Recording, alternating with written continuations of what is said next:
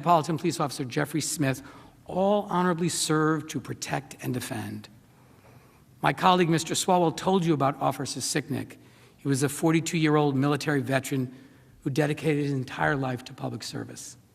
On January 6th, he fought a mob of rioters as they streamed into the Capitol and ultimately lost his life protecting us. Officer Liebengood was a 15-year veteran of the Capitol Police. His father served as Sergeant-at-Arms here in the Senate, and Officer Liebengood followed his extraordinary example of public service. Officer Smith served for 12 years with the Metropolitan Police Department. He heeded the call of duty on January 6th by coming to stand with the Capitol Police to help secure our democracy. Earlier, my colleague, Manager Swalwell, showed you terrible videos of the police being physically abused and injured. You remember what happened to Officer Fanone and Officer Hodges of the MPD, but there were scores of other officers whose names we don't know who were also brutalized that day. Injuries to the U.S. Capitol Police and the Metropolitan Police Department include concussions, irritated lungs, serious injuries caused by repeated blows from bats, poles, and clubs. Capitol Police officers also sustained injuries that will be with them for the rest of their lives. One officer lost the tip of a right index finger. In a statement issued on January 7th, the chairman of the Capitol Police Officers Union said, and I quote, "I have officers who were not issued helmets prior to the attack, who have sustained brain injuries. One officer has 2 cracked ribs and 2 smashed spinal discs. One officer is going to lose his eye, and another was stabbed with a metal fence stake," end quote. In total, at least 81 members of Capitol Police and 65 members of the Metropolitan Police Department were injured during the attack on January 6th. Former Capitol Police Chief Son described the insurrection as violent, unlike anything he'd seen in his 30-year career in law enforcement. D.C. Police Chief Robert J. Conti III, who had spoken with an officer who had been beaten and injured with a stun gun, said, quote, "I've talked to officers who have done 2 tours in Iraq who said this was scarier to them than their time in combat," end quote.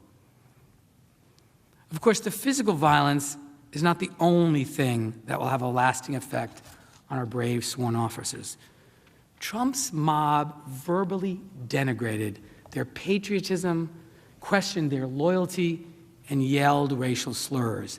They called them traitors, Nazis, un-American for protecting us. For example, in the next clip, a rioter wearing a hunting jacket accosts a police officer. Are you an American? Act like fucking what you know. You don't have no idea what the fuck you're doing. You guys have no idea what the fuck you're doing. Now, once again, never America. Now, one idea. Don't touch me, don't. Get the fuck out of here. Don't touch me, motherfucker. Man. No, they work for us. Fuck them. Listen to how the Trump mob talked to these officers. You heard that with your own ears. Fuck you!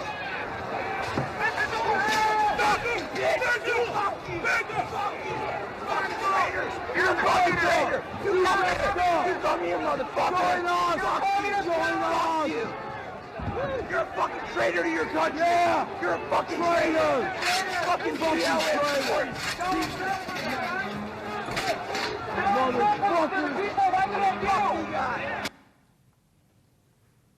Effing traitor. So much for backing the blue. There's a couple more examples.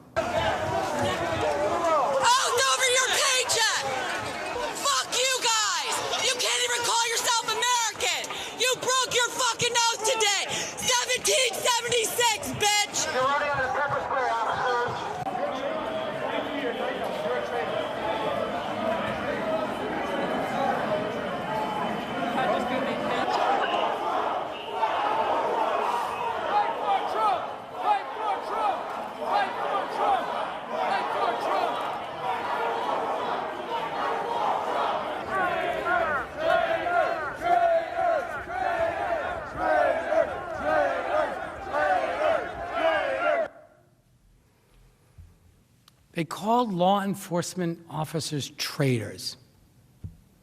You have to wonder, who are these rioters sworn to? To whom do they believe the police owe their loyalty? To the people? To the Constitution? To our democracy? Or to Donald Trump? Even those who were not outwardly injured, the mental toll has been significant. Several Capitol Police officers have reportedly threatened self-harm in the days following the riot. And in one case, an officer voluntarily turned in her gun because she was afraid of what might happen. Black police officers were also met with racist vitriol. You heard lead manager Raskin reference a black police officer who, weary from racialized violence that he had experienced that day, saying, "Tears just started streaming down my face. I said, what the F, man? Is this America?" Is this America? Lead manager Raskin asked. Is this America? What is your answer to that question? Is this okay? If not, what are we going to do about it? These people matter. These people who risk their lives for us. So I ask you respectfully to consider them, the police officers, the staff of this building, when you cast your vote. These people are in deep pain because they showed up here to serve the American people, to serve their government, to serve all of us. And I ask each of you, when you cast your vote, to remember them and honor them and act in service of them as they deserve. I also want to recognize that 4 individuals, 4 insurrectionists, who also lost their lives during the attack. These people were led here by the words and actions of an individual who made them believe that they were patriots. The loss of human life is, of course, the most consequential. But that was not the only damage wrought that day. The Trump mob also damaged this building. They defiled some of the most sacred places, the Statuary Hall, the Rotunda, where some of America's greatest champions, presidents, Supreme Court justices, civil rights heroes, and other defenders are honored after their death. Trump's violent mob had little respect for this place. This video shows the wreckage left in the Senate parliamentarian's office by the insurrectionists.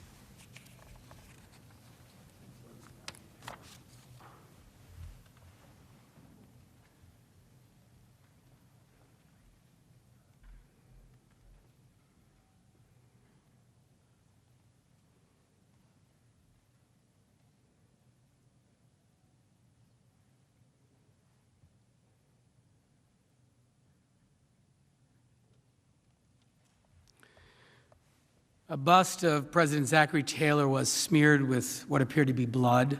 An empty picture frame, presumably robbed of its contents, was found on the floor.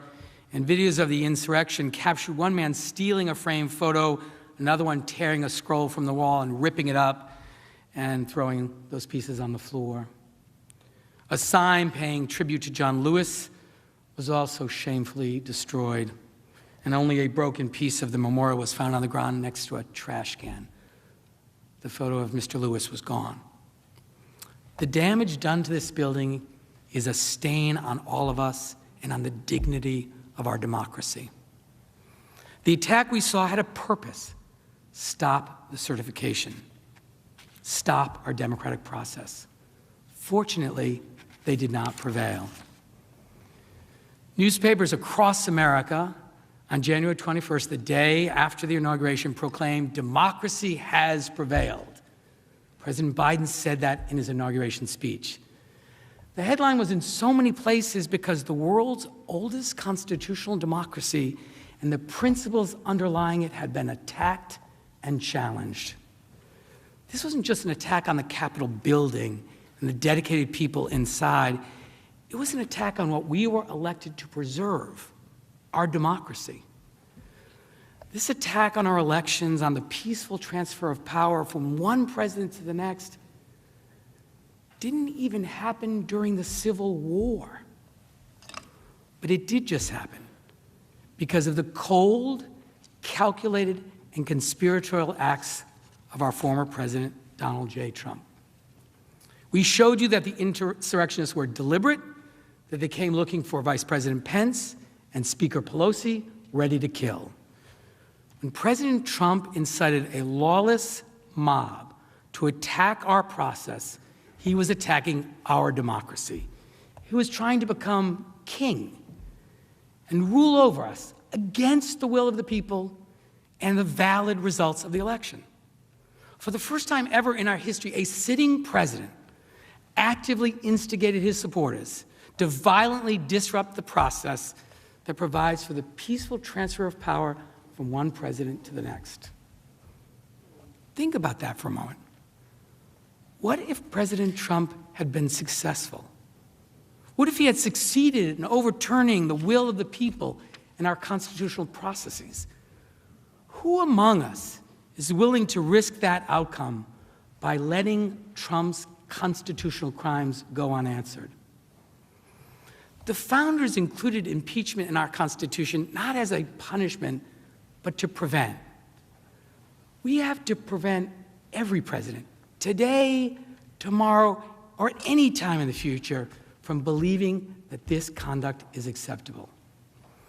Today, we have to stand up for our democracy and ensure we remain a country governed by the people, for the people, by telling Donald Trump and people all across this country and all across the world that his crimes will not and cannot stand.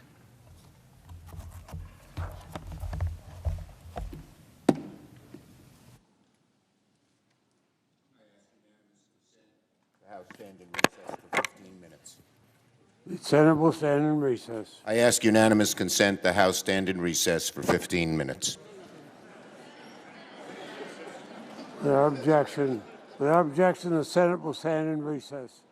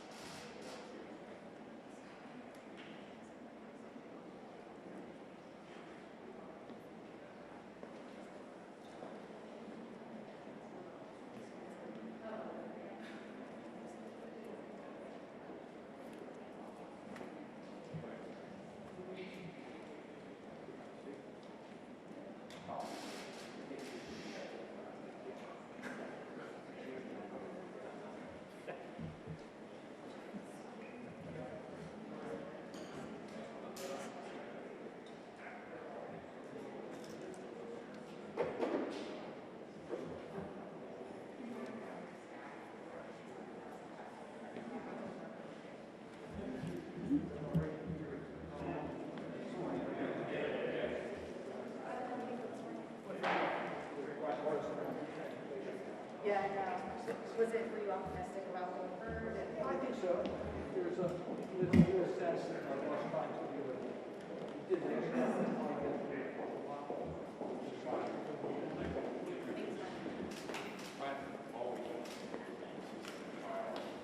It's hard to imagine, change.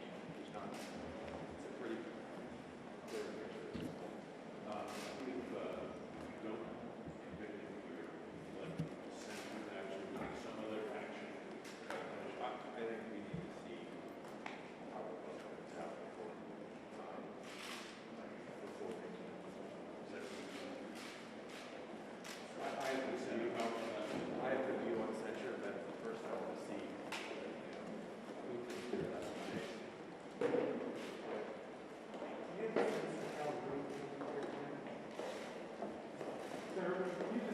Some of what you've seen so far, the piece that they've continue to be connected to the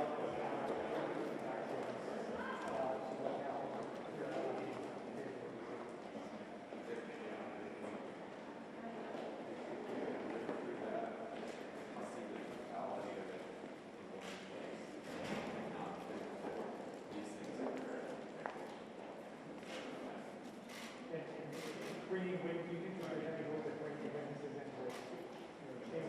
People don't feel that there's going to be witnesses. I would leave that up to the issue to be feel like that is the best value of it.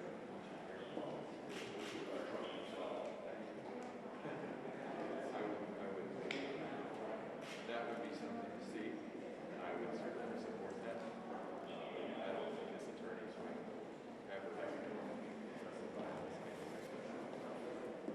Thank you, Senator.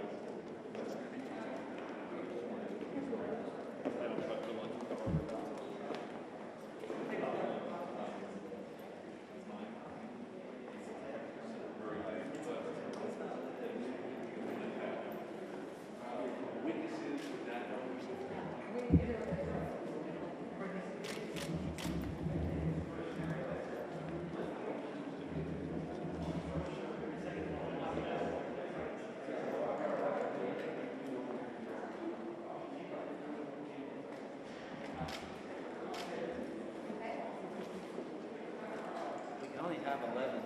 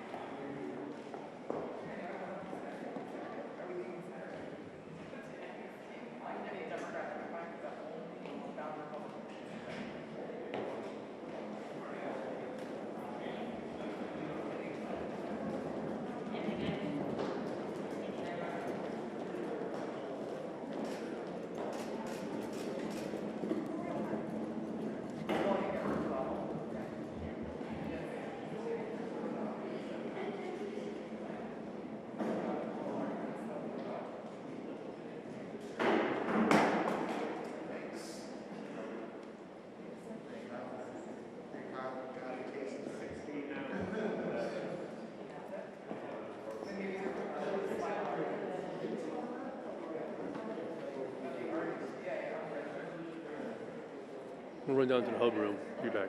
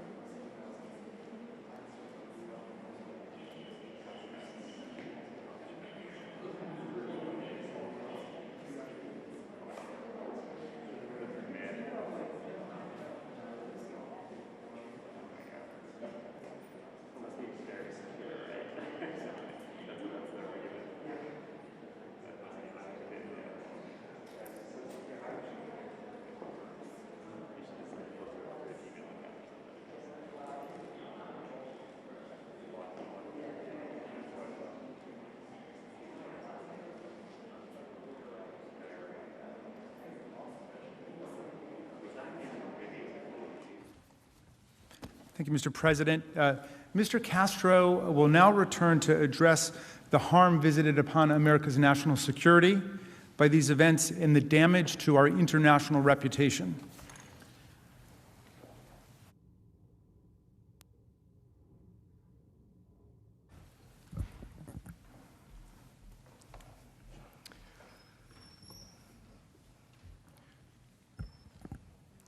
My colleagues discussed with you the many harms to our nation as a result of President Trump's conduct.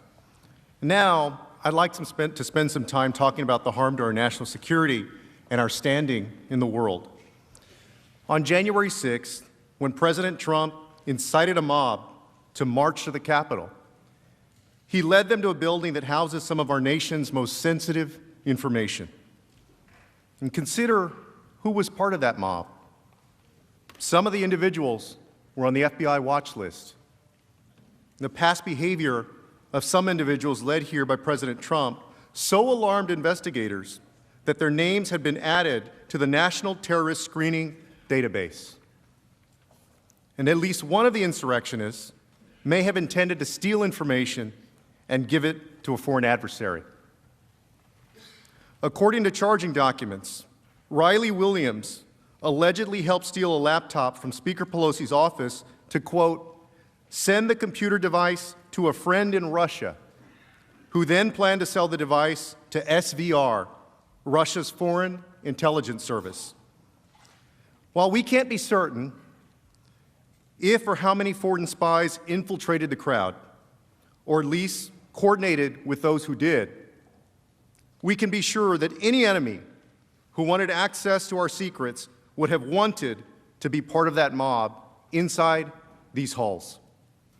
And the point is this: many of the insurrectionists that President Trump incited to invade this chamber were dangerous. People on the FBI watch list, violent extremists, white supremacists. And these insurrectionists, incited by President Trump, threatened our national security. Stealing laptops again from Speaker Pelosi's office, taking documents from Leader McConnell's desk, snapping photographs, as you saw in the videos earlier, in sensitive areas, ransacking your offices, rifling through your desks. The President of the United States, the Commander-in-Chief, knew the risk of anyone breaching the Capitol. He swore an oath to preserve, protect, and defend this country. And yet, he incited them here to break into the Capitol. Senators, as you all know, we have spent trillions of dollars building the strongest military in the world and billions of dollars on the most sophisticated weaponry on the planet to prevent the kind of attack that occurred at this Capitol on January 6th. And here's what the insurrectionists incited by President Trump did. Hey, let's take a seat, people! Let's take a seat! Nancy Pelosi. Let's vote on some shit! Oh my God, we did this shit. We took this shit. I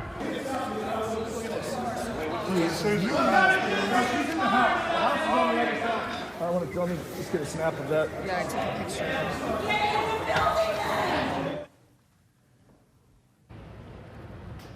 In many ways, this room is sacred, and so are the traditions that it represents. They've been carried on for centuries. Congress has declared war 11 times on this floor, including entering World War II. And Congress passed the Civil Rights Act and expanded the right to vote to ensure that no matter your race or your gender, you have a voice in our nation. And this floor is where history has been made. And now, our intelligence agencies and law enforcement agencies have the burden to figure out exactly what was stolen, taken, ransacked, and compromised. As acting U.S. Attorney Michael Sherwin explained, quote, materials were stolen, and we have to identify what was done, mitigate that, and it could have potential national security equities. These investigations are necessary now because of the actions of President Trump. And it wasn't just the people that he led here the intelligence agencies have to look into. It's also what they took and what they gathered. And it was the very fact that this building, with so much sensitive information and some classified information, that this Capitol was breached. And think about it. Every foreign adversary considering attacking this building got to watch a dress rehearsal, and they saw that this Capitol could be overtaken. As Elizabeth Newman, a former Trump administration official, stated, quote, "You have terrorists who would love to destroy the Capitol. They just saw how easy it was to penetrate." We just exposed a huge vulnerability. And it's not just the Capitol. This attack has implications for all government buildings. And Senator Rubio made this point well.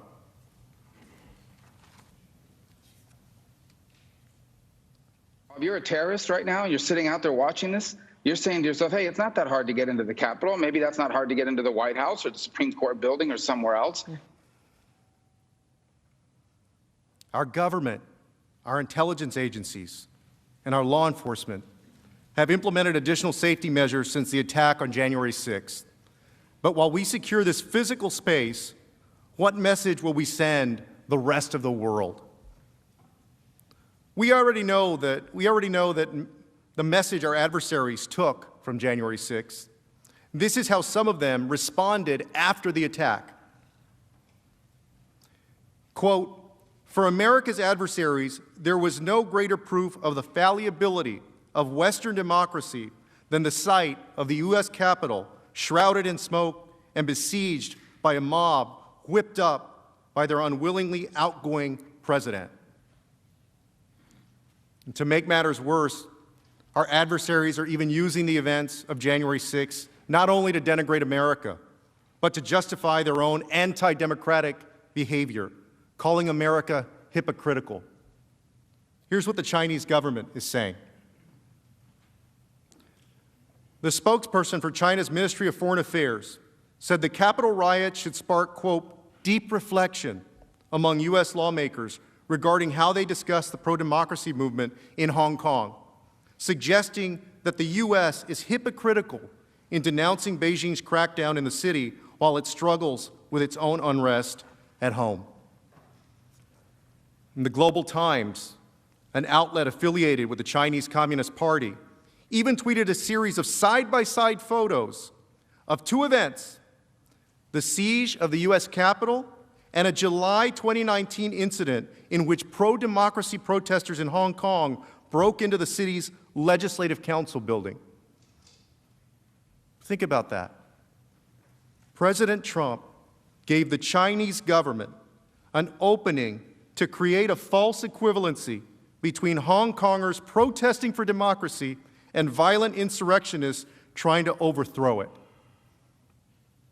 As Representative Gallagher described in real time, and if we don't think other countries around the world are watching this happen right now, if we don't think the Chinese Communist Party is sitting back and laughing, then we're deluding ourselves.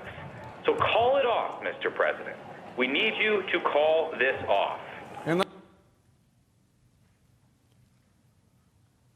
Russia has also seized on this violent attack against our government, decrying that democracy is, quote, over. The chairman of the Russian Upper House of Parliament's International Affairs Committee said, quote, "The celebration of democracy is over. This is, alas, actually the bottom. I say this without a hint of gloating. America is no longer charting the course and therefore has lost all its rights to set it, and especially to impose it on others." They're using President Trump's incitement of an insurrection to declare that democracy is over.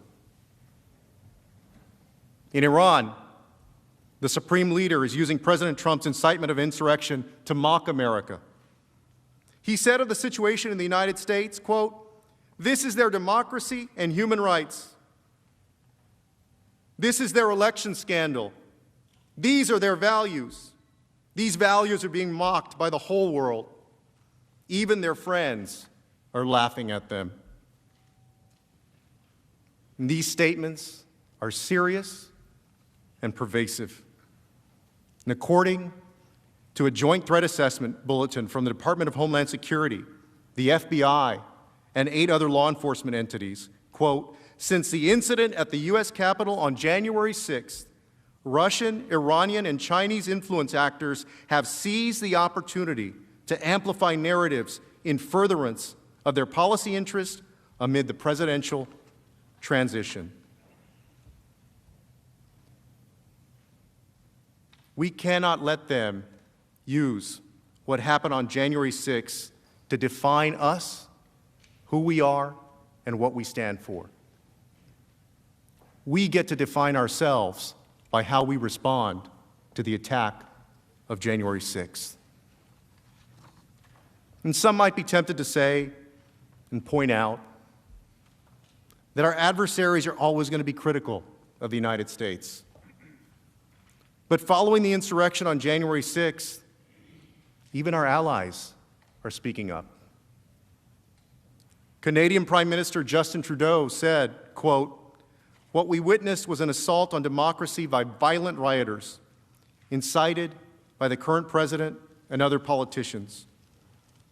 As shocking, deeply disturbing, and frankly saddening as that event remains, we have also seen this week that democracy is resilient in America, our closest ally and neighbor."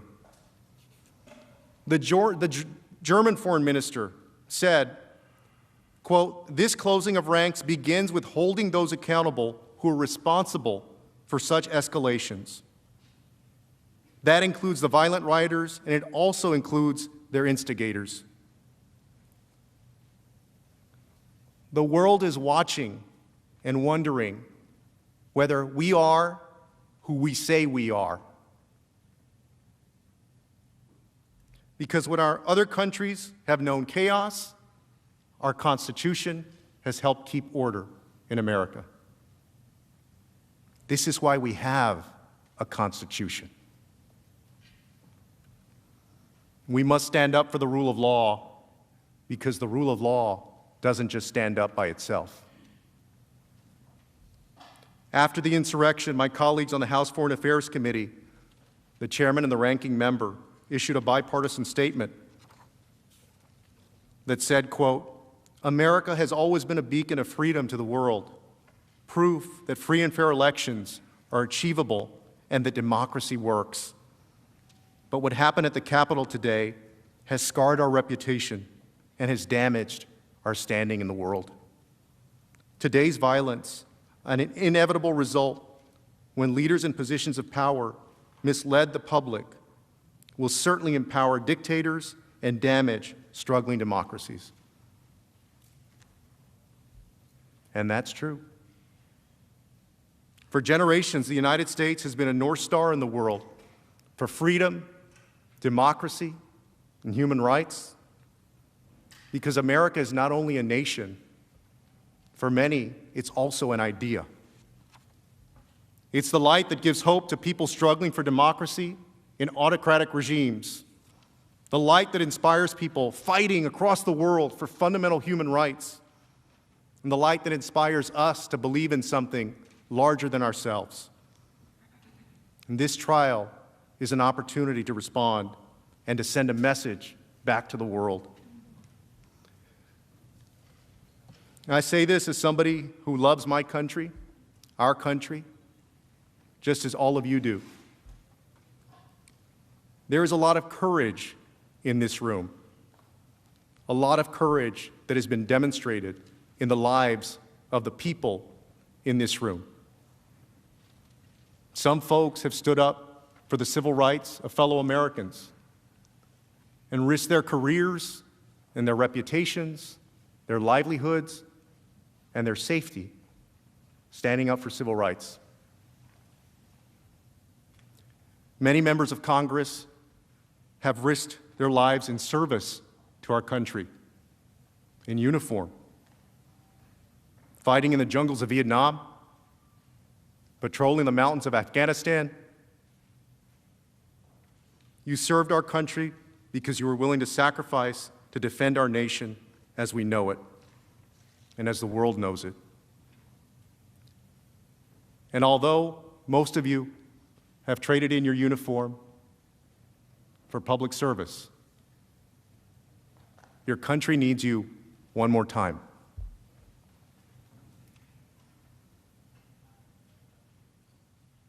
The world watched President Trump tell his big lie. The world watched his supporters come to Washington at his invitation. And the world watched as he told his supporters to march here to the Capitol. And President Trump, our commander-in-chief at the time, failed to take any action to defend us, as he utterly failed in his duty to preserve, protect, and defend. And now, the world is watching us, wondering whether our constitutional republic is going to respond the way it should, the way it's supposed to, whether the rule of law will prevail over mob rule.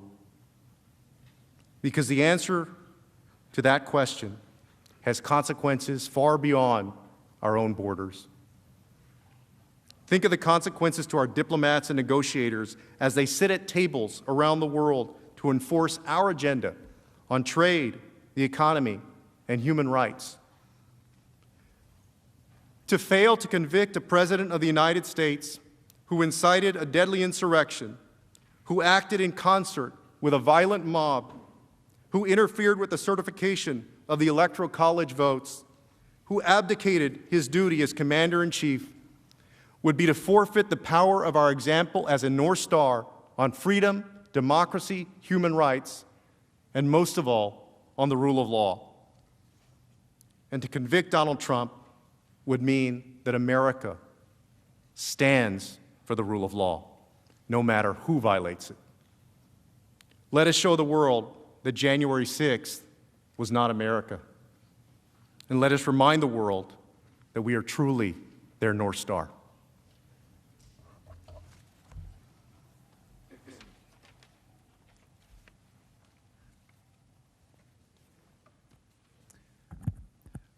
Representative Neguse and I will now address the First Amendment argument that's being offered by President Trump's lawyers to try to excuse his incitement to this insurrection, and Mr. Neguse will begin.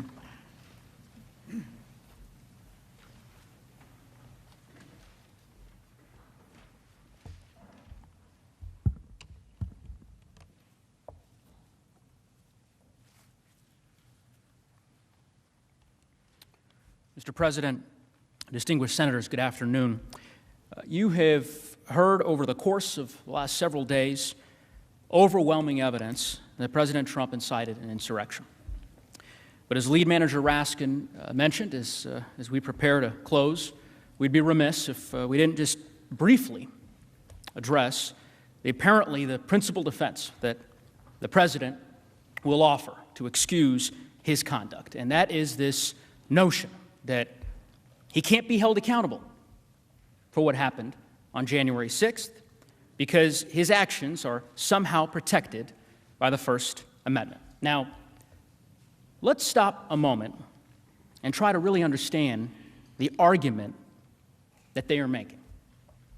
According to President Trump, everything he did, everything we showed you that he did, was perfectly okay for him to do, and for a future president to do again.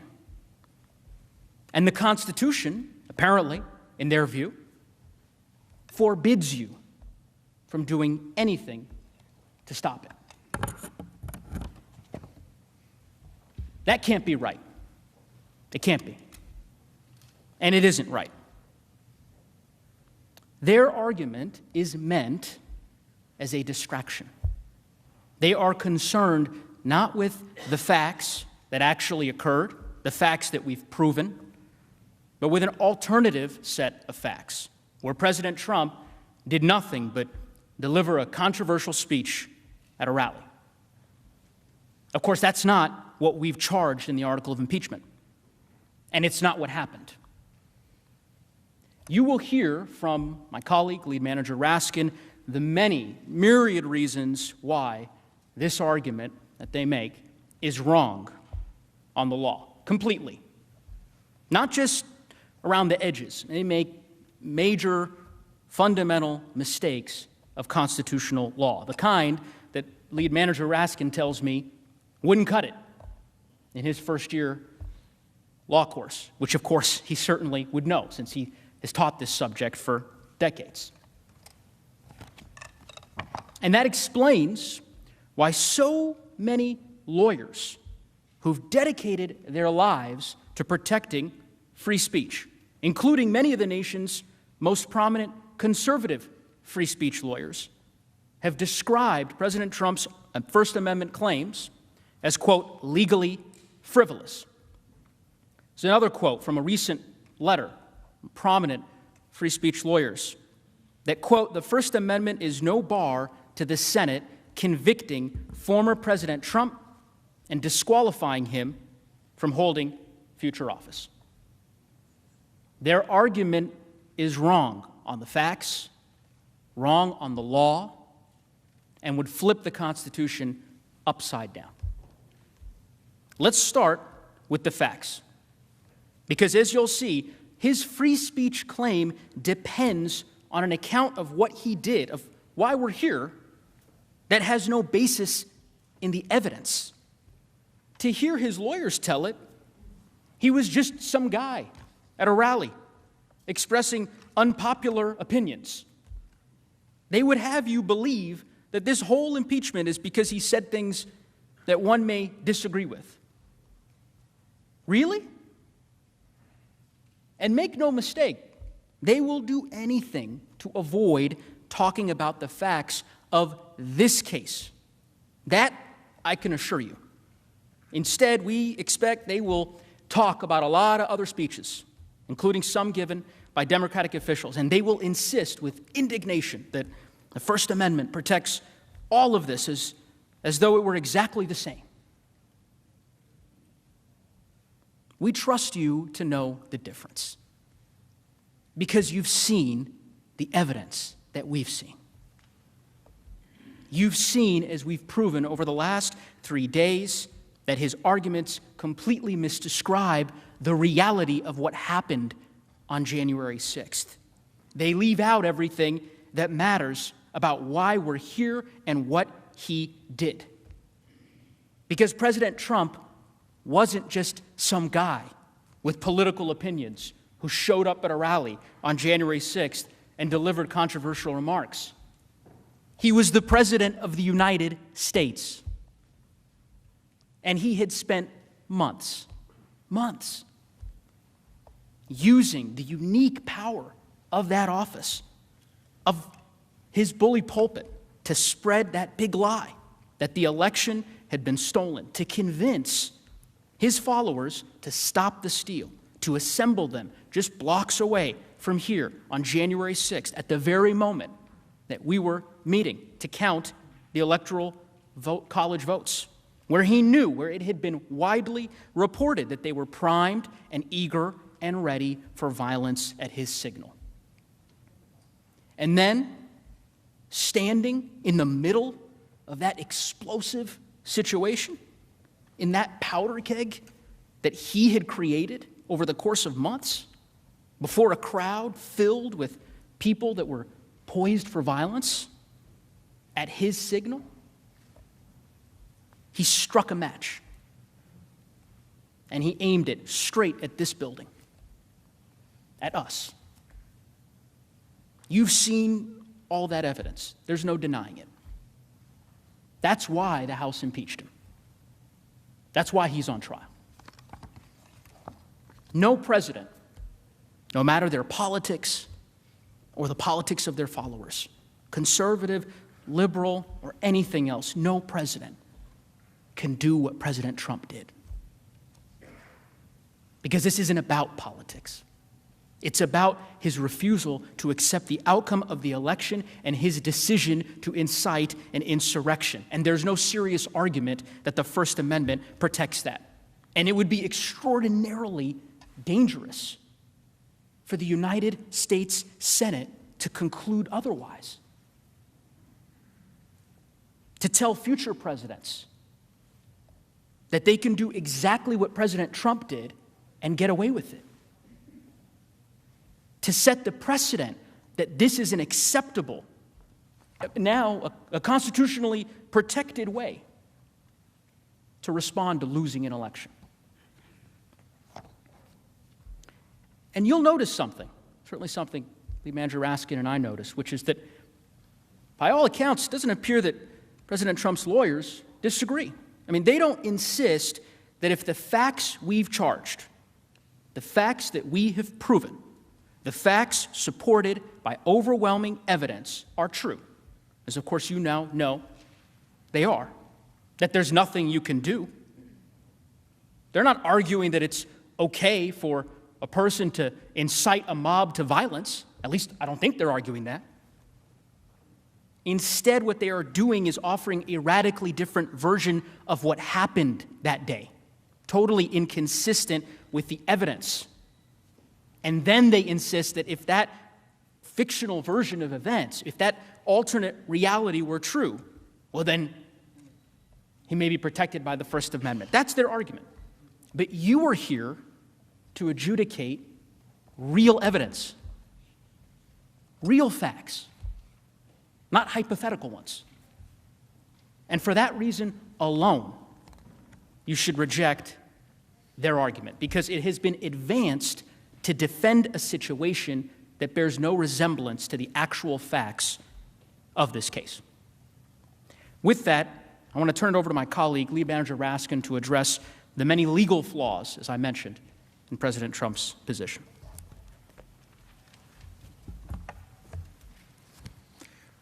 So Mr. Neguse just explained why President Trump's last-ditch First Amendment arguments got nothing to do with the actual facts of the case.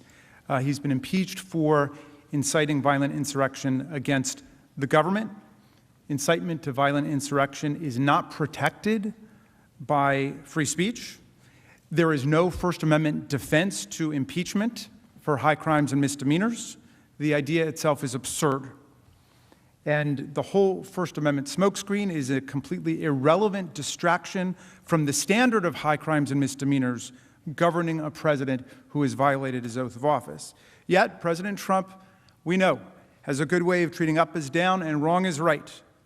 He tried to pull off the biggest election fraud in American history by overturning the results of the 2020 election, even as he insisted that his own fraud was in fact an effort to stop the steal, to stop a fraud, a vast conspiracy that he blamed on local and state officials of both political parties, the media, election officials, the judiciary, federal, state, members of Congress, many others. Anybody who wouldn't go along with him was part of the conspiracy. He violated his own oath of office by inciting mob violence to prevent Congress from counting the Electoral College votes as we're assigned to do by the 12th Amendment and the Electoral Count Act, even as he attacked Vice President Pence at a rally for violating his oath of office and going along with an egregious assault on democracy. Now he argues that the Congress is violating his free speech rights when it was Donald Trump who incited an insurrectionist attack against us that halted speech and debate on the floor of the House and the Senate during the peaceful transfer of power, and that imperiled the very constitutional order that protects freedom of speech in the first place, along with all of our other fundamental rights. As a matter of law, as a matter of logic, President Trump's brazen attempt to invoke the First Amendment now won't hold up in any way. The basic flaw, of course, is that it completely ignores the fact that he was President of the United States, a public official. He swears an oath as president that nobody else swears, In exchange, he's given greater powers than anybody else in the entire country, maybe on earth. He or she promises to preserve, protect, and defend the Constitution of the United States and our government institutions and our people. And as we all know, the power we entrust to people in public office, in government office, especially our presidents, comes with special obligations to uphold the laws and the integrity of our republic. And we all swear that oath. Now, what if a president publicly, say a president publicly and on a daily basis advocated replacing the Constitution with a totalitarian form of government and urged states to secede from the Union and swore an oath of loyalty to a foreign leader or foreign government? Well, as a private citizen, you couldn't do anything about people using those words to advocate totalitarianism, to advocate secession from the Union, to swear an oath of personal loyalty to a foreign leader or a foreign government or country. You couldn't. That's totally protected. If you tried to prosecute somebody for that, as a prosecutor, you would lose. But it is simply inconceivable, unthinkable, that a president could do any of these things. Get up and swear an oath to foreign governments or leaders, advocate totalitarianism, advocate secession, and not be impeached for it. It's just unthinkable that that could happen. Would that violate their First Amendment rights? The opposite view pressed here by President Trump's counsel would leave the nation powerless to respond to a president who uses the unmatched power, privilege, and prestige of his or her office, the famous bully pulpit, in ways that risk the ruin of the republic, all for his or her own ambition and corruption and lust for power. Everyone should be clear. There's nothing remotely exotic about what we're saying. It should be common sense to everybody. Common sense about this understanding of the First Amendment as it applies to public servants, cops, firefighters, teachers, everybody across the land. My daughter, who I mentioned earlier in the trial, she's a teacher in a public school. The courts have said teachers teach, but if they go off script and they start advocating totalitarianism, treason, or what have you, they're not living up to the duties of their office as teacher, they can be fired. Everybody knows that. And it happens all the time, by the way, including to cops and firefighters and people on the front lines. It happens all the time. In fact, it happened countless times to people fired by President Trump for their statements or ideas about things, including on election fraud, not long ago. There were people in the government who lost their jobs because the president didn't like what they said or what they wrote. Now, as I mentioned yesterday, and I can't help but repeat it, Justice Scalia got it exactly right on this. He wrote on these cases about how the First Amendment affects people who take on a public office, who take on public employment. And he summed it up like this. He said, you can't ride with the cops, but root for the robbers. You can't ride with the cops, but root for the robbers. That's what Justice Scalia said. And when it comes to the peaceful transfer of power, to the rule of law, to respecting election outcomes, our president, whoever he or she is, must choose the side of the Constitution. Must. And not the side of the insurrection or the coup or anybody who's coming against us. And if he or she chooses the wrong side, I'm sorry. There's nothing in the First Amendment or anywhere else in the Constitution that can excuse your betrayal of your oath of office. It's not a free speech question.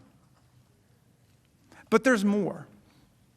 Let's play make-believe and pretend that President Trump were just a run-of-the-mill private citizen, as my colleague Mr. Nagu said, just another guy at the rally who's just expressing a deeply unpopular opinion, because we shouldn't overlook the fact that while there were thousands of people in that violent mob, they represent a tiny, tiny, tiny part of less than 1% of the population, and the vast majority of the American people reject the kind of seditious mob violence that we saw on January 6th. But let's say that he were just another guy in the crowd that day. It is a bedrock principle that nobody can incite a riot. First Amendment doesn't protect it. Key case, Brandenburg versus Ohio. There's no First Amendment protection for speech directed to inciting or producing imminent lawless action and likely to produce such action. And for all the reasons you've heard, based on the voluminous, comprehensive, totally unrefuted, and we think irrefutable, but we're eager to hear our colleagues, based on all the evidence you've heard, and for all the reasons you've heard, that definition of proscribable speech fits President Trump's conduct perfectly. This is a classic case of incitement. And you don't have to take my word for it. The 144 free speech lawyers Mr. Neguse mentioned, who include many of the nation's most dedicated, most uncompromising free speech advocates, unlike Mr. Trump, of course, but these people agree that there is a powerful case for conviction under the Brandenburg standard, even if the President of the United States were just to be treated like some guy in the crowd. And they add, the First Amendment is no defense to the article of impeachment leveled against the former president. And I mention the Brandenburg standard not because it applies here. Of course it doesn't, since this is an impeachment. It's not a criminal trial, and there's no risk of jail time. Let's be clear about that. The president doesn't go to jail for 1 week, 1 day, 1 hour, or 1 minute based on impeachment and conviction and disqualification from further office. Rather, I mention it to emphasize that absolutely nobody in America would be protected by the First Amendment if they did all the things that Donald Trump did. Nobody made Donald Trump run for president and swear an oath to preserve, protect, and defend the Constitution on January 20th, 2017. But when he did, by virtue of swearing that oath and entering this high office, he took upon himself a duty to affirmatively take care that our laws would be faithfully executed under his leadership. All of the laws against federal destruction of property, all of the laws. We expected him in everything he said and everything he did to protect and preserve and defend our constitutional system, including the separation of powers. But instead, he betrayed us. And as Representative Cheney said, it was the greatest betrayal of a presidential oath in the history of the United States of America. The greatest. As I mentioned yesterday, President Trump is not even close to the proverbial citizen who falsely shouts fire in a crowded theater. He is like the now proverbial municipal fire chief who incites a mob to go set the theater on fire and not only refuses to put out the fire, but encourages the mob to keep going as the blaze spreads. We would hold that fire chief accountable. We would forbid him from that job ever again, and that's exactly what must happen here. There are hundreds of millions of citizens who can be president. Donald Trump has disqualified himself, and you must disqualify him too. Just like the fire chief who sends the mob, President Trump perverted his office by attacking the very Constitution he was sworn to uphold. In fact, that's one reason why this free speech rhetoric at this trial is so insidious. His conduct represented the most devastating and dangerous assault by a government official on our Constitution, including the First Amendment in living memory. We wouldn't have free speech or any other rights if we didn't have the rule of law, peaceful transfer of power, and a democracy where the outcome of the election is accepted by the candidate who lost. We had it all the way up until 2020. And the central purposes of the First Amendment are democratic self-government and civic truth-seeking, two purposes that President Trump sought to undermine, not advance, in the course of his conduct, as we have definitively demonstrated at this trial. The violence he incited threatened all of our freedoms. It threatened the very constitutional order that protects free speech, due process, religious free exercise, the right to vote, equal protection, and the many other fundamental rights that we all treasure and cherish as citizens of the United States. The First Amendment does not create some superpower immunity from impeachment for a president who attacks the Constitution in word and deed while rejecting the outcome of an election he happened to lose. If anything, President Trump's conduct was an assault on the First Amendment and equal protection rights that millions of Americans exercised when they voted last year, often under extraordinarily difficult and arduous circumstances.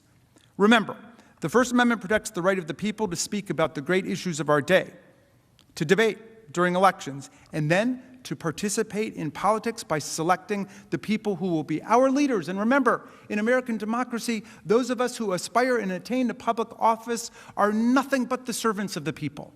Nothing. Not the masters of the people. We have no kings here. We have no czars. Here the people govern, President Ford said. The people. Most important words of the Constitution are the first three, we the people.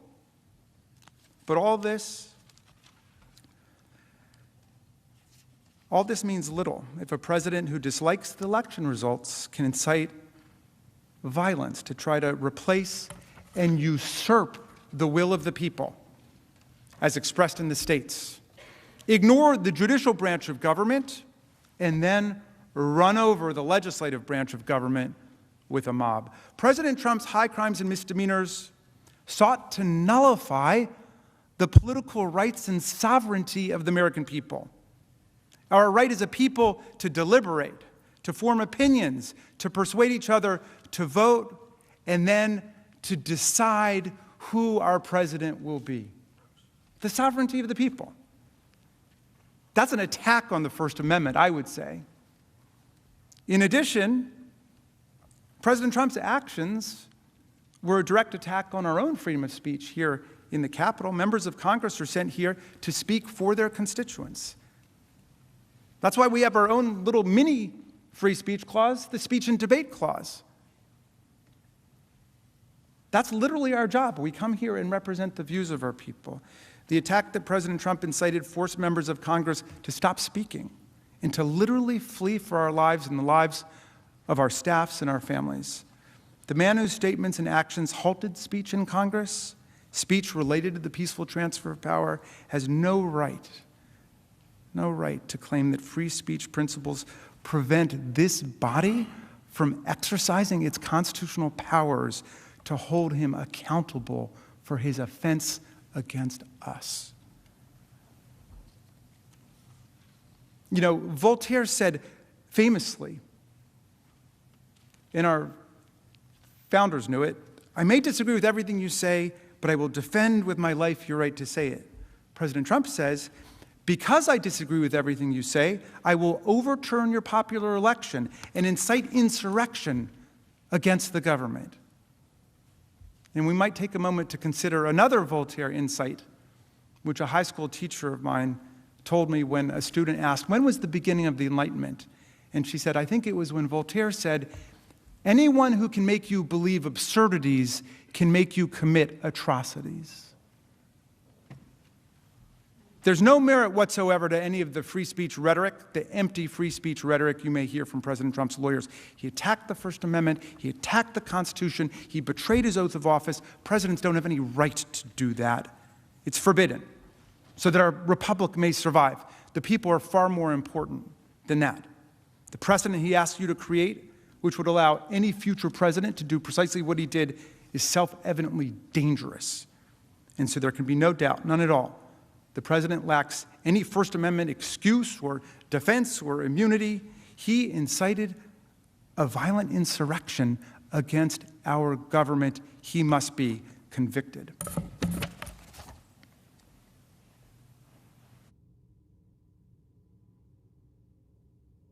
And now I'm going to call up Representative Dean, who will explain why, contrary to the president's claims, the House provided him with all the process that was due to him in this impeachment process. Oh, I'm sorry, Mr. Liu is going to do that.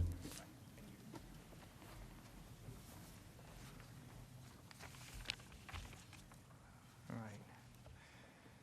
Thank you for your time and your attention.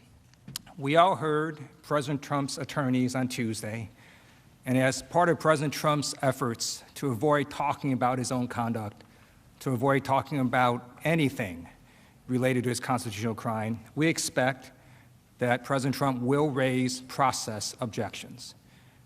His due process claims are without merit. Under the Constitution, the House has, quote, the sole power of impeachment. That provision confirms that the House functions as a grand jury or a prosecutor. The House decides whether to bring charges. Now, in other impeachment cases, the House has provided certain deliberative and procedural privileges to the person being impeached, but those are exactly that, privileges. They are discretionary.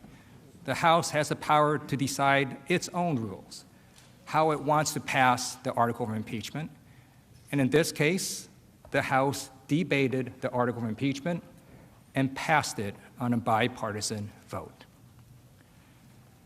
I'm a former prosecutor, and I just want to add that I've had the opportunity to decide whether to bring charges. And when you see a crime committed in plain view, prosecutors don't have to spend months investigating before they bring charges. I note that in this case, in fact, hundreds of people have been arrested and charged by prosecutors for the violence on January 6th.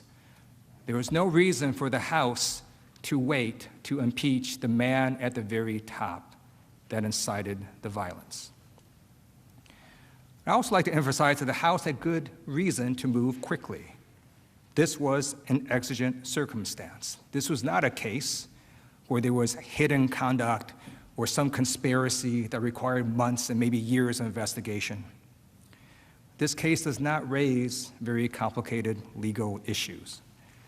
The gravity of the president's conduct demanded the clearest of responses from the legislature, particularly given that the president was still in office at the time the House approved this article, and rumors of further violence echoed around the country. They still do. There must be absolutely no doubt that Congress will act decisively against a president that incites violence against us. That is why the House moved quickly here. And President Trump, who created that emergency, cannot be heard to complain that the House impeached him too quickly for the emergency he caused. Another point on the due process question. Earlier in this trial, President Trump's attorneys suggested that the House somehow deliberately delayed the transmission of this article of impeachment. That is simply not accurate. When the House adopted this article of impeachment on a bipartisan vote, we were ready to begin trial. But the Senate was not in session at the time. And when we inquired as to our options, Senate officials told us clearly and in no uncertain terms that if the clerk of the House attempted to deliver the article of impeachment to the Secretary of the Senate before the Senate reconvened, that the clerk of the House would have been turned back at the door. That's why the trial did not begin then. It's another reason why the president's objections of due process are meritless. And finally, let me just conclude that you all are going to see and have seen a full presentation of evidence by the House, and you're going to hear a full presentation by the president's attorneys. You're going to be able to ask questions. The Senate has the sole power to try all impeachments. President Trump is receiving any and all process that he is due right here in this chamber.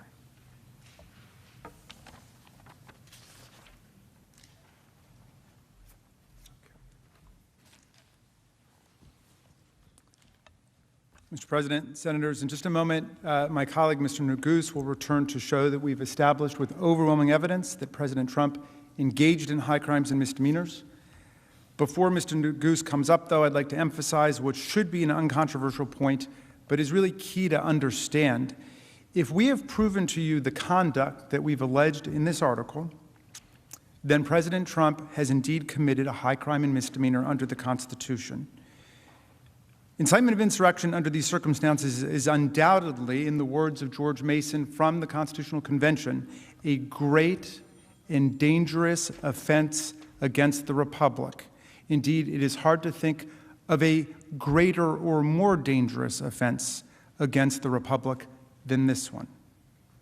So, to be very precise about this, I hope we all can agree today that if a president does incite a violent insurrection against the government, he can be impeached for it. I hope we all can agree that that is a constitutional crime. Another key point. While President Trump's lawyers may be arguing otherwise, the question here is not whether President Trump committed a crime under the federal code or D.C. law or the law of any state. Impeachment does not result in criminal penalties, as we keep emphasizing. No one spends a day in jail. There are not even criminal or civil fines. Centuries of history, not to mention the constitutional text, structure, and original intent and understanding, all confirm the teaching of James Wilson, another framer who wrote that impeachments and offenses come not within the sphere of ordinary jurisprudence. Simply put, impeachment was created for a purpose separate and distinct from criminal punishment. It was created to prevent and deter elected officials who swear an oath to represent America, but then commit dangerous offenses against our republic. That's a constitutional crime. And senators, what greater offense could one commit than to incite a violent insurrection at our seat of government during the peaceful transfer of power?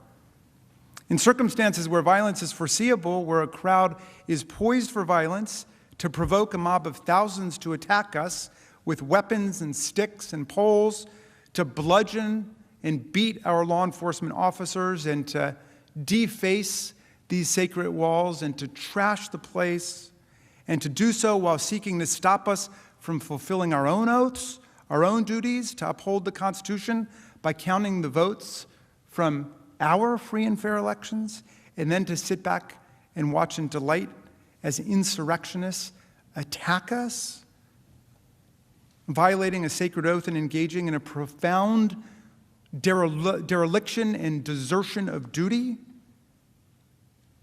How can we assure that our Commander-in-Chief will protect, preserve, and defend us and our Constitution if we don't hold a president accountable in a circumstance like this? What is impeachable conduct if not this? I challenge you all to think about it. If you think this is not impeachable, what is? What would be? If President Trump's lawyers endorse his breathtaking assertion that his conduct in inciting these events was totally appropriate, and the Senate acquits Donald Trump, then any president could incite and provoke insurrectionary violence against us again. If you don't find this a high crime and misdemeanor today, you have set a new terrible standard for presidential misconduct in the United States of America. The only real question here is the factual one. Did we prove that Donald Trump, while President of the United States, incited a violent insurrection against the government? Incitement, of course, is an inherently fact-based and fact-intensive judgment, which is why we commend you all for your scrupulous attention to everything that took place. But we believe that we have shown you overwhelming evidence in this case that would convince anyone using their common sense that this was indeed incitement, meaning that Donald Trump's conduct encouraged violence, the violence was foreseeable, and he acted willfully in the actions that encouraged violence. Mr. Neguse will take you through that evidence again. Not the whole thing. We're almost done. We're almost done. But we don't want it to be said, they never proved this or they never proved that, because my magnificent team of managers has stayed up night after night after night through weeks to compile all of the factual evidence, and we have put it before you. And we have put it before all of you in this public trial because we love our country that much. Mr. Neguse will show you that we've proven our case. and that President Trump committed this impeachable offense that we impeached him for on January 13th, and that you should convict him. And when he's finished, I will return and explain why it's dangerous for us to ignore this and why you must convict, and then we will rest. Mr. Nagus.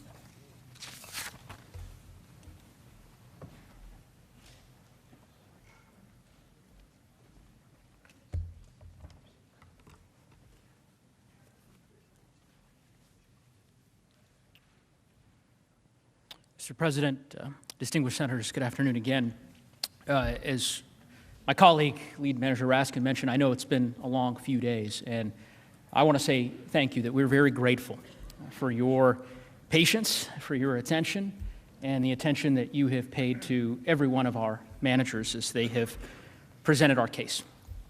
As Lead Manager Raskin mentioned, I hope, I trust that we could all agree that if a president incites a violent insurrection against our government, that that's impeachable conduct.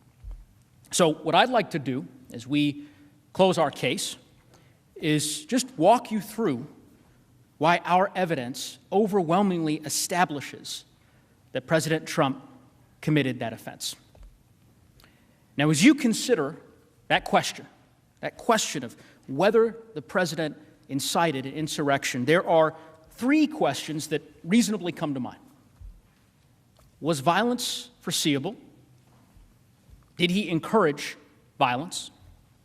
And did he act willfully? And I'm going to show you why the answer to every one of those questions has to be yes. First, let's start with foreseeability. Was it foreseeable that the violence would erupt on January 6th if President Trump lit a spark? Was it predictable that the crowd at the Save America rally was poised on a hair trigger for violence, that they would fight, literally, if provoked to do so? Of course it was. When President Trump stood up to that podium on January 6th, he knew that many in that crowd were inflamed, were armed, were ready for violence. It was an explosive situation, and he knew it. We've shown you the evidence on this point. You've seen it. The images, the videos, the articles, and the pattern, which show that the violence on that terrible day was entirely foreseeable. We've showed you how this all began with the big lie, the claim that the election was rigged and that President Trump and his supporters were the victims of a massive fraud, a massive conspiracy to rip away their votes. We've showed you how President Trump spread that lie and how over the course of months, with his support and encouragement, it inflamed part of his base, resulting in death threats, real-world violence, and increasingly extreme calls to stop the steal. We established that after he lost the election, the president was willing to do just about anything to prevent the peaceful transfer of power, that he tried everything he could do to stop it. You'll recall the evidence on the screen. Him pressuring and threatening state election officials, attacking them to the point of literally calling them enemies of the state, threatening at least one of them with criminal penalties.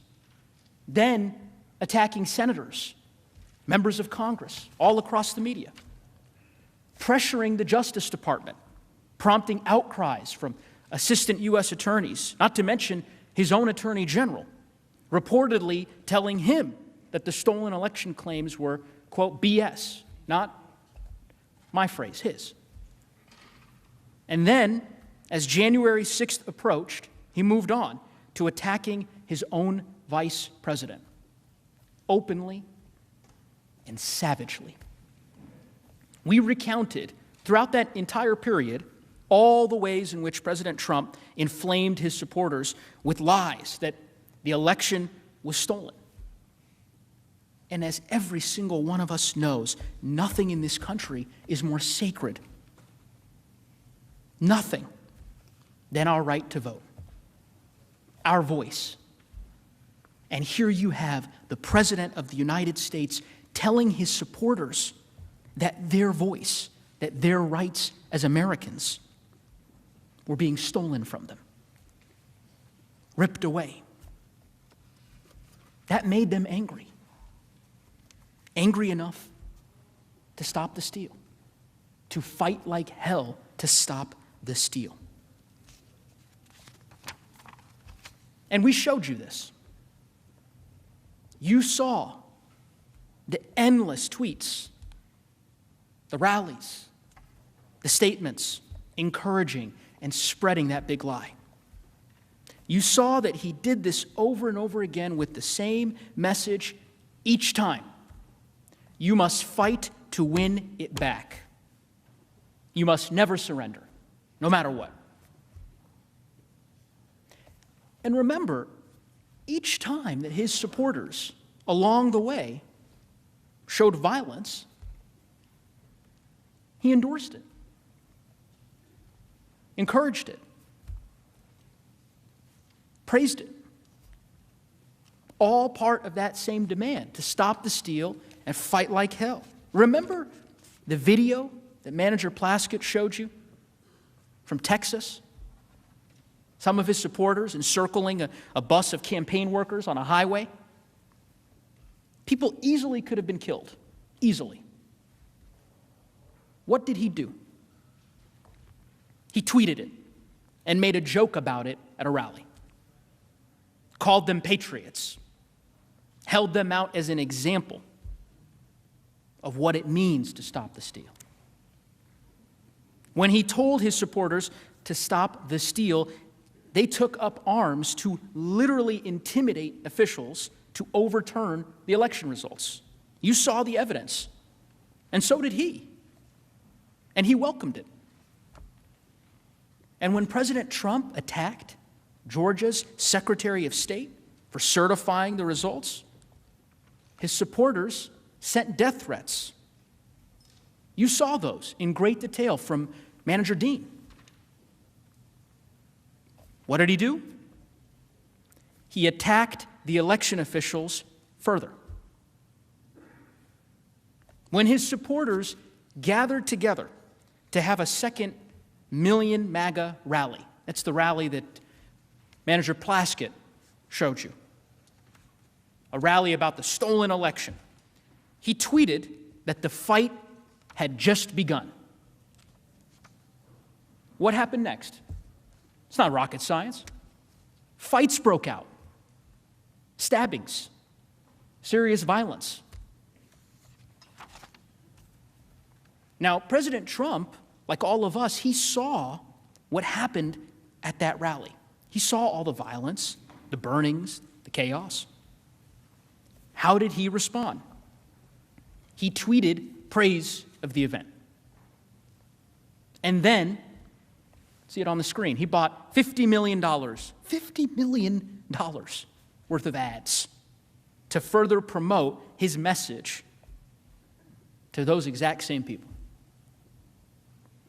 He immediately joined forces with that very same group. He joined forces with the same people that had just erupted into violence. Was violence predictable? Was it obvious that the crowd on January 6th was poised for violence? Prepared for it? Absolutely. And this isn't just clear, looking back in time. It was widely recognized at the time. In the days leading up to January 6th, there were dozens, hundreds of warnings. And he knew it. He knew the rally would explode if provoked. He knew all it would take is a slight push. Remember, you heard from Manager Plaskett. the chatter on social media, websites that the Trump administration monitored and were known to the Trump operation. It showed that the people he invited to the January 6th rally took this as a serious call to arms. That this was not just any attack. It was to storm the Capitol if necessary, to stop the steal. And it wasn't just clear on these websites that the Trump administration was monitoring. I mean, the FBI issued reports about this as a credible threat, a threat to target us.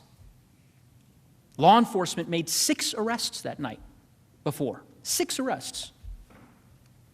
Newspapers across the city warned of the risk of the violence.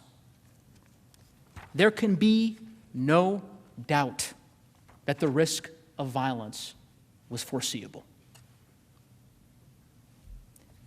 And what did he do in the days leading up to the rally? Did he calm the situation? Ask yourself. I mean, did he call for peace? No. He didn't do that. He spread his big lie more. The most dangerous lie, as I mentioned, that Americans' votes were being stolen and that the final act of theft would occur here in the Capitol. And then he assembled all of those supporters. He invited them to an organized event on a specific day, at a specific time, matched perfectly to coincide with the joint session of Congress, to coincide with the steal that he had told them to stop by any and all means. Again, he was told by law enforcement and all over the news that these people were armed and ready for real violence. He knew it. I mean, he knew it perfectly well, that he had created this powder keg at his rally. He knew just how combustible that situation was. He knew there were people before him who had prepared, who were armed and armored. He knew they would jump to violence at any signal, at any sign from him that he needed them to fight, that he needed them to stop the steal. And we all know what happened next. Second question. Did he encourage the violence? Standing in that powder keg, did he light a match? Everyone knows the answer to that question. The hours of video you all have watched leave no doubt. Just remember what he said on January 6th. All of us here today do not want to see our election victory stolen. There's never been anything like this. It's a pure theft in American history. Everybody knows it. Make no mistake, this election was stolen from you, from me, and from the country. At the opening of... We will never give up. We will never concede. It doesn't happen. You don't concede when there's theft involved. And to use a favorite term that all of you people really came up with, we will stop the steal. We must stop the steal. We will not let them silence your voices. We're not going to let it happen. Not going to let it happen.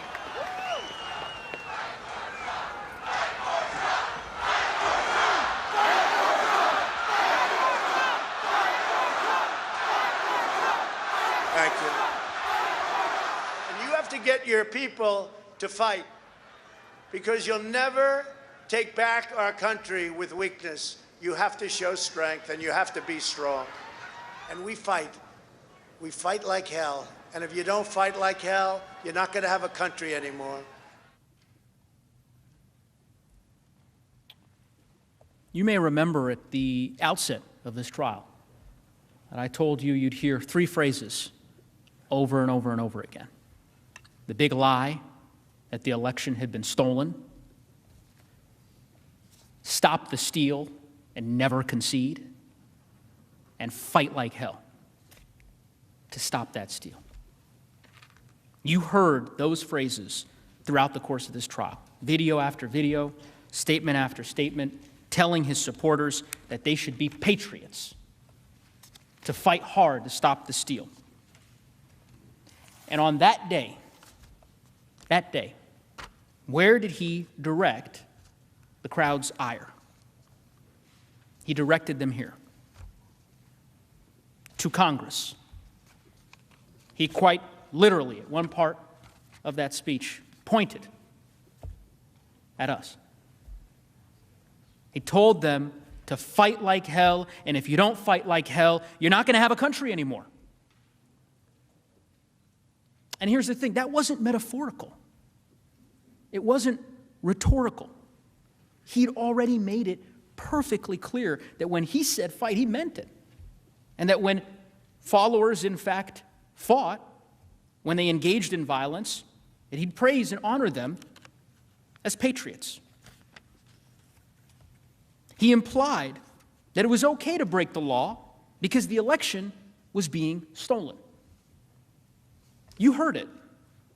You remember the clip that Manager Dean showed you earlier in this trial. He told them, quote is on the screen, when you catch somebody in a fraud, you're allowed to go by very different rules. Remember how all of his supporters, some of his supporters across social media were treating this as a war, talking about bringing in the cavalry? Well, President Trump made clear what those different rules were. He'd been making it clear for months. So, let's have trial by combat.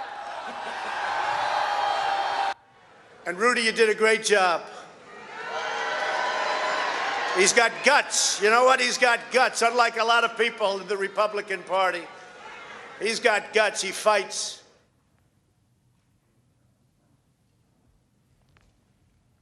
His message was crystal clear. And it was understood immediately, instantly, by his followers. And we don't have to guess. We don't have to guess as to how they reacted. We can look at how people reacted to what he said. You saw them. And you saw the violence. It's pretty simple. He said it, and they did it. And we know this because they told us. They told us in real time during the attack. You saw the affidavits, the interviews on social media, on live TV. They were doing this for him because he asked them to. And it wasn't just insurrectionists who confirmed this. Many, many people, including current and former officials, immediately recognized that the president had incited the crowd, that he alone was capable of stopping the violence, that he did this and he had to call it off because he was the only one who could. Let's see what Representative McCarthy, Representative Gallagher, Chris Christie, Representative Kinzinger, and Representative Katko had to say. I could not be sadder or more disappointed with the way our country looks at this very moment. People are getting hurt. Anyone involved in this, if you're hearing me, hear me very loud and clear. This is not the American way. Mr. President, you have got to stop this. You are the only person who can call this off. Call it off. Pretty simple. The president caused this protest to occur. He's the only one who can make it stop. What the president said is not good enough. The president has to come out and tell his supporters to leave the Capitol grounds and to allow the Congress to do their business peacefully. And anything short of that is an abrogation of his responsibility. You know, a guy that knows how to tweet very aggressively on Twitter puts out one of the weakest statements in one of the saddest days in American history. The president's role in this insurrection is undeniable, both on social media ahead of January 6th and in his speech that day. He deliberately promoted baseless theories, creating a combustible environment of misinformation and division. To allow the President of the United States to incite this attack without consequences is a direct threat to the future of this democracy. Did the President encourage violence? Yes. No doubt that he did. Final question. Did the President act willfully in his actions that encouraged violence? Well, let's look at the facts. He stood before an armed, angry crowd known to be ready for violence at his provocation. And what did he do? He provoked them. He aimed them here, told them to fight like hell.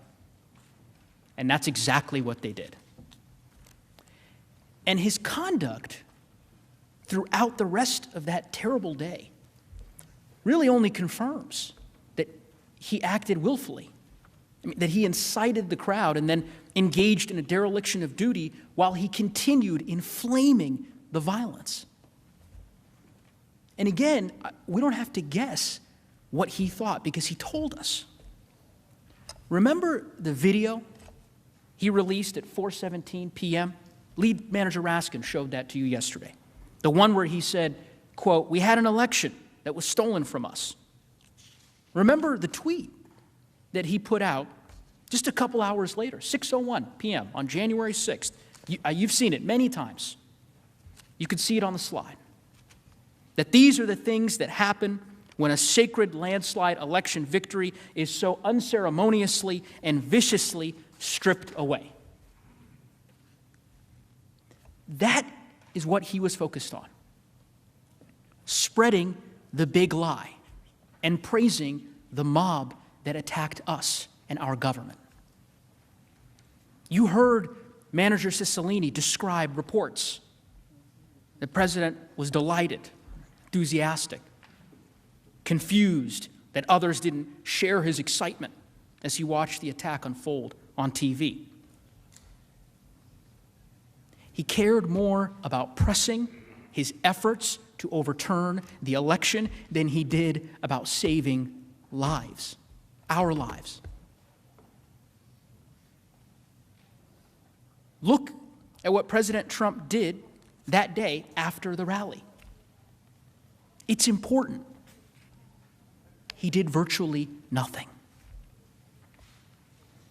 We've seen, Manager Castro mentioned this, that when President Trump wants to stop something, he does so simply, easily, quickly. But aside from 4 tweets and a short clip during the over 5-hour-long attack, he did nothing. On January 6th, he didn't condemn the attack, he didn't condemn the attackers, didn't say that he would send help to defend us or defend law enforcement. He didn't react to the violence with shock or horror or dismay as we did. He didn't immediately rush to Twitter and demand in the clearest possible terms that the mob disperse, that they stop it, that they retreat. Instead, he issued messages in the afternoon that sided with them. The insurrectionists who had left police officers battered and bloodied. He reacted exactly if they were delighted, and exactly unlike how a person would react if they were angry at how their followers were acting. Again, ask yourself how many lives would have been saved, how much pain and trauma would have been avoided if he had reacted the way that a president of the United States is supposed to act. There are two parts of President Trump's failure here, his dereliction of duty, that I just have to emphasize for a moment. First is what he did to Vice President Mike Pence, the Vice President of the United States of America. His own Vice President was in this building with an armed mob shouting, "Hang him." The same armed mob that set up gallows outside. You saw those pictures. And what did President Trump do? He attacked him more. He singled him out by name. It's honestly hard to fathom. Second, our law enforcement. The brave officers who were sacrificing their lives to defend us, who could not evacuate or seek cover because they were protecting us. I'm not going to go through again what my fellow managers showed you yesterday, but let me just say this. Those officers serve us faithfully and dutifully, and they follow their oaths. They deserved a president who upholds his, who would not risk their lives and safety to retain power. A president who would preserve, protect, and defend them. But that's not what he did. When they, the police, still barricaded and being attacked with poles, he said in his video to the people attacking them, "We love you. You're very special." What more could we possibly need to know about President Trump's state of mind? Senators, the evidence is clear. We showed you statements, videos, affidavits that prove President Trump incited an insurrection that he alone had the power to stop. And the fact that he didn't stop it, the fact that he incited a lawless attack and abdicated his duty to defend us from it, the fact that he actually further inflamed that mob, attacking his vice president while assassins were pursuing him in this Capitol, more than requires conviction and disqualification. We humbly ask you to convict President Trump for the crime for which he is overwhelmingly guilty of. Because if you don't, if we pretend this didn't happen, or worse, if we let it go unanswered, who's to say it won't happen again?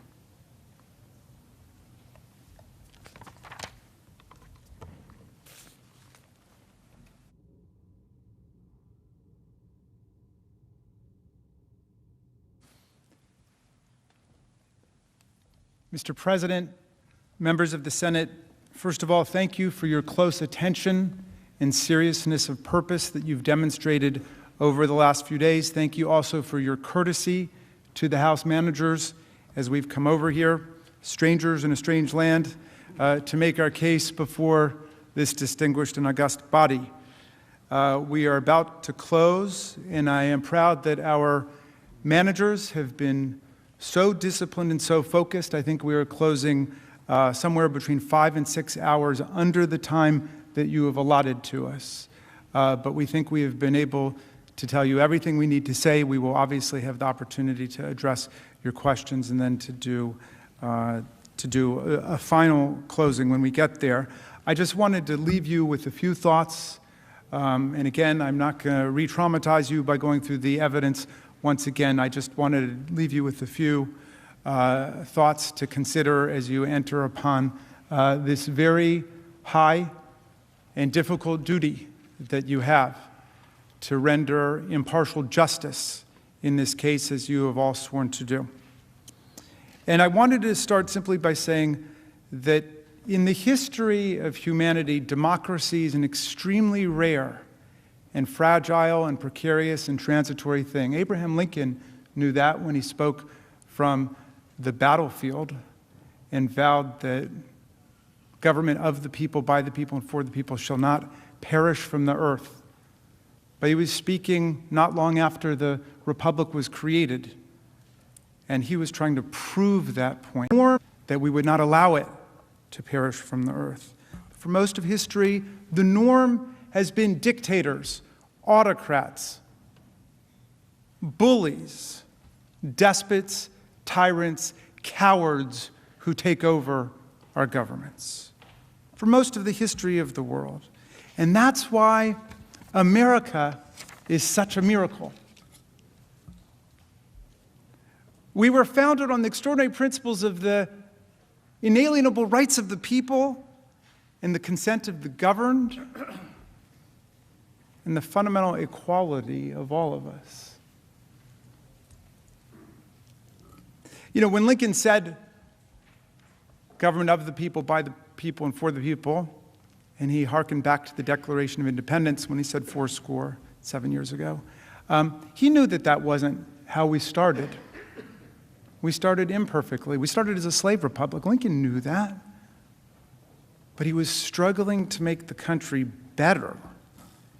And however flawed the founders were as men in their times, they inscribed in the Declaration of Independence and the Constitution all the beautiful principles that we needed to open America up to successive waves of political struggle and constitutional change and transformation in the country. So we really would become something much more like Lincoln's beautiful vision of government of the people, by the people, and for the people, the world's greatest multiracial, multi-religious, multi-ethnic constitutional democracy, the envy of the world.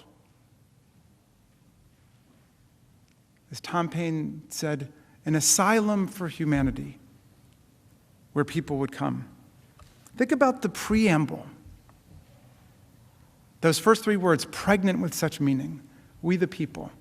And then all of the purposes of our government put into that one action-packed sentence. We the people, in order to form a more perfect union, establish justice, ensure domestic tranquility, provide for the common defense, promote the general welfare, and preserve to ourselves and our posterity the blessings of liberty.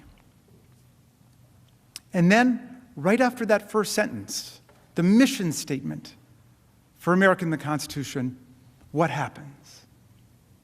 Article 1. The Congress is created. All legislative powers herein are reserved to the Congress of the United States. You see what just happened?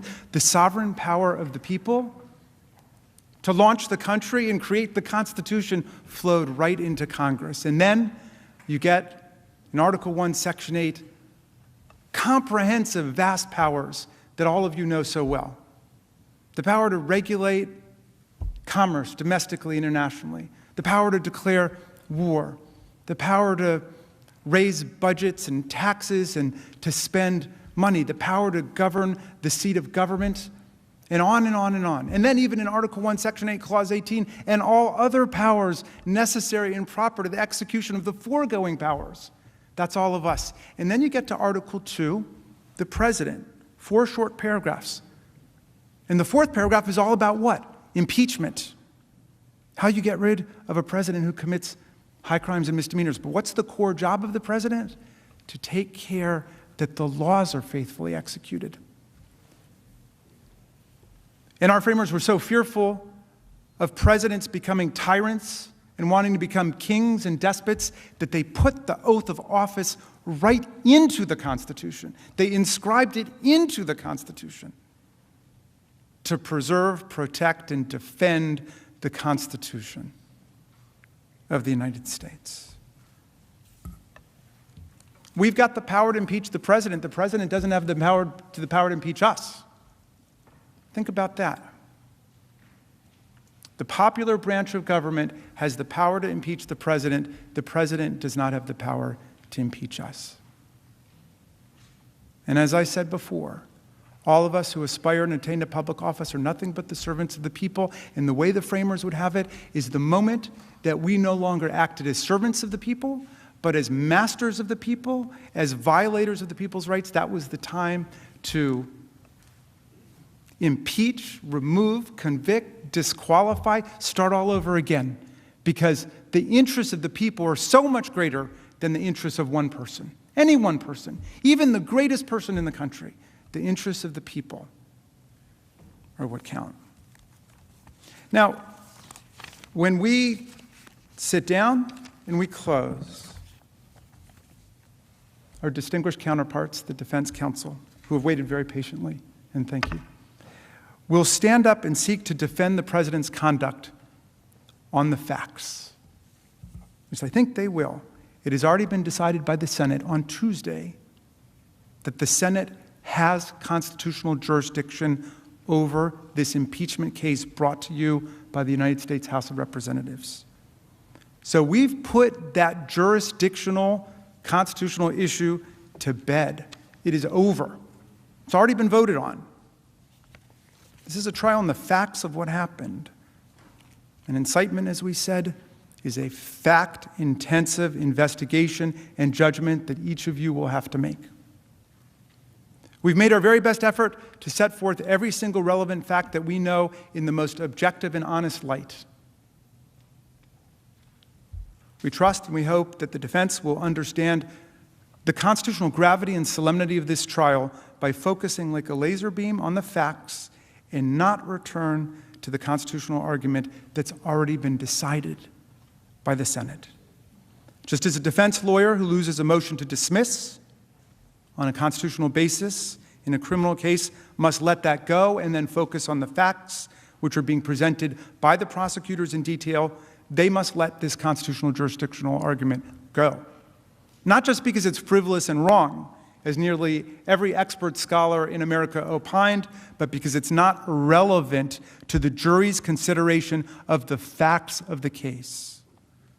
So our friends must work to answer all of the overwhelming, detailed, specific, factual, and documentary evidence we have introduced of the president's clear and overwhelming guilt in inciting violent insurrection against the Union. Now, Donald Trump last week turned down our invitation to come testify about his actions, and therefore we've not been able to ask him any questions directly as of this point. Therefore, during the course of their 16-hour allotted presentation, we would pose these preliminary questions to his lawyers, which I think are on everyone's minds right now, in which we would have asked Mr. Trump himself if he had chosen to come and testify about his actions and inactions when we invited him last week. One, why did President Trump not tell his supporters to stop the attack on the Capitol as soon as he learned of it? Why did President Trump do nothing to stop the attack for at least 2 hours after the attack began?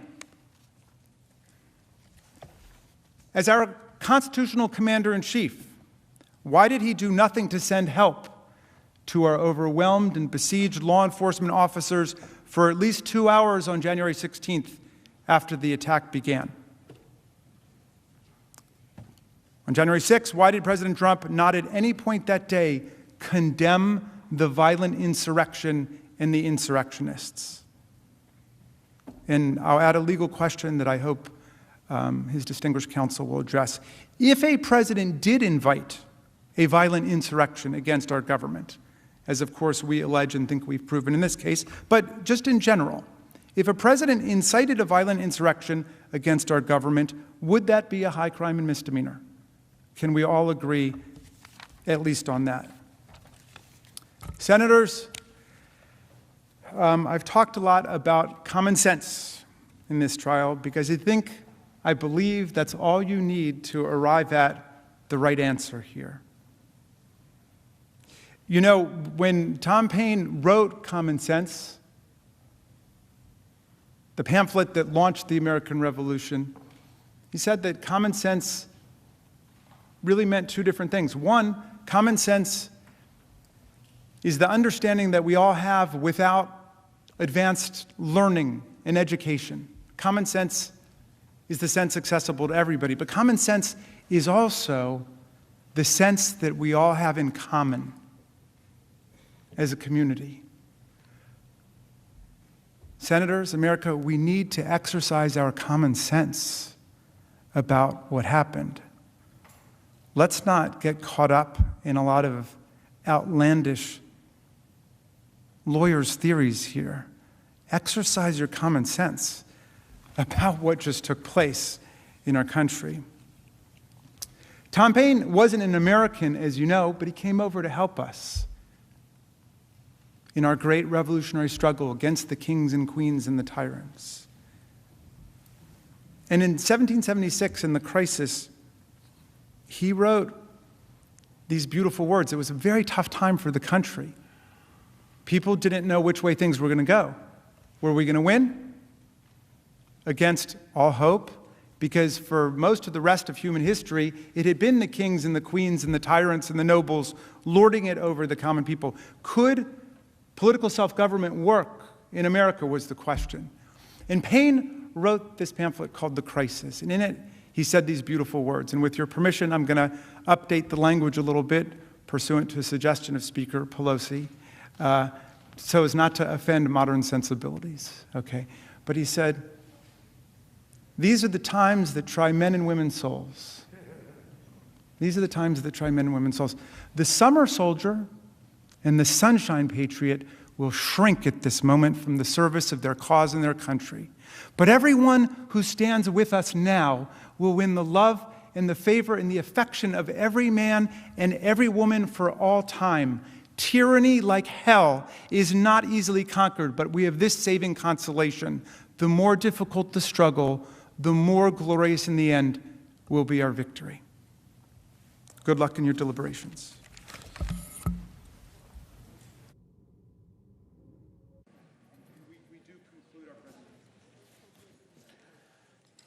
Thank you. Thank you. Now I have two, we're going to do the adjournment resolution in a moment. I have two other things that we have to do. They're quick. First, Mr. President, I ask unanimous consent that it be in order to make several unanimous consent requests as if in legislative session.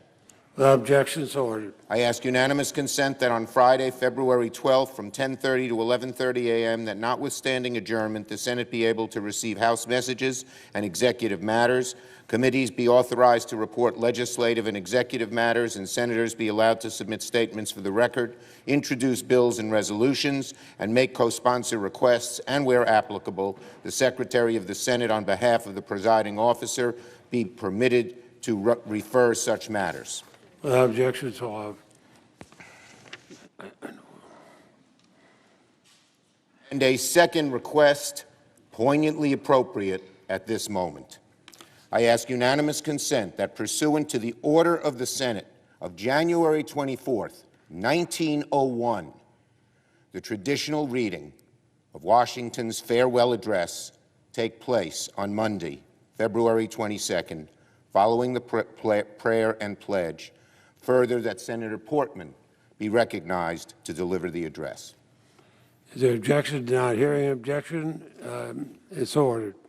And finally, Mr. President, I ask unanimous consent the trial adjourn until 12 noon tomorrow, Friday, February 12th, and this also constitute the adjournment of the Senate. Hearing an objection, without objection, it's ordered. Senate's adjourned.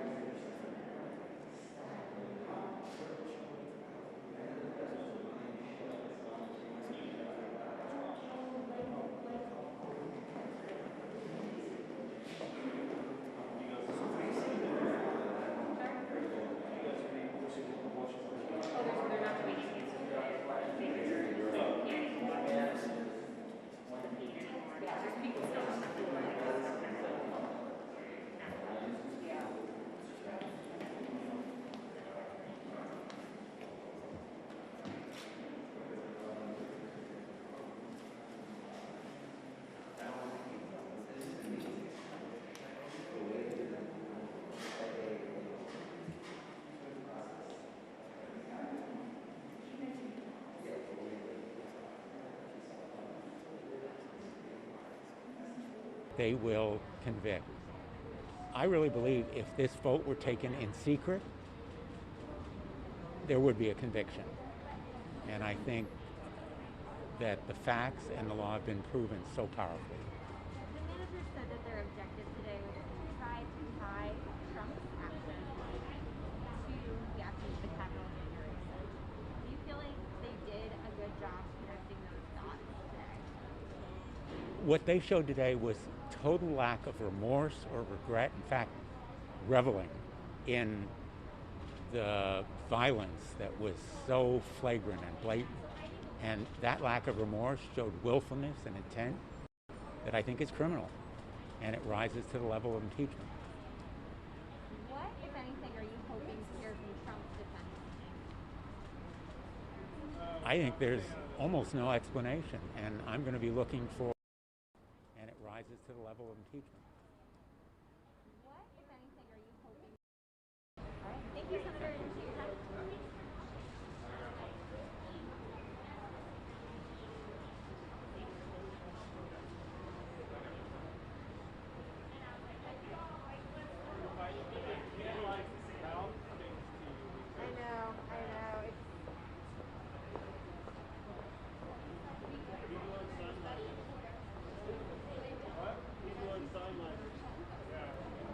I'm going to take a better spot now since they all left.